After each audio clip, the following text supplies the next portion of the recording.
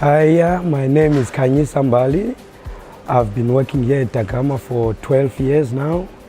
I started with the learnership working at this section, the 6103 section, the Shweshwe. This is a good company because I've grown since I've worked in this company.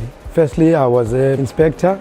Then I moved on to be a supervisor. Now I am a coordinator. We are producing a good brand of fabric in this Shweshwe fabric. We've got beautiful designs with a range of colorways. We are in final inspection department. What we do is we inspect all the processes that have been done. But here in final inspection, we inspect and take out all the flaws that we see so that we can send, we inspect according to customer specification.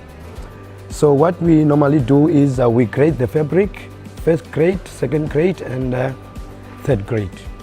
So what we do is we inspect according to customer specification and then decorate the fabric. As you can see, we specialize with 3Cats brand with a range of colorways.